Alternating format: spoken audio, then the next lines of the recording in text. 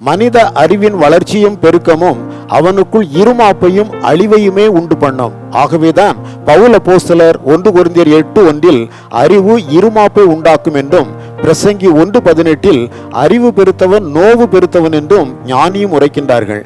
மனித அறிவின் வளர்ச்சிதான் முதலாம் உலக போரின் முடிவில் 5 கோடி மக்கள் நோய் கிருமிகளினால் மடிந்தும் 2 கோடி மக்கள் யுத்தத்தினால் மடிந்து போனார்கள் என்று ஒரு குறிப்பு கூறுகிறது.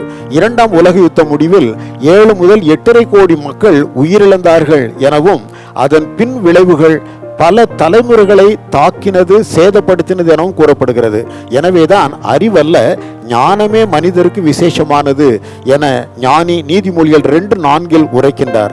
ஞானத்தையே வெள்ளியை போல் நாடி புதையல்களை தேடுவது போல தேடு என்று அவர் அங்கே உரைக்கின்றார். ஞானம் என்பது செம்மையானதை அறிவதும் அதை மனித நன்மைக்காக பயன்படுத்துவதுமே. இந்த ஞானமே மனிதருக்கு வேண்டும். அதை அருளுபவர் தேவனே.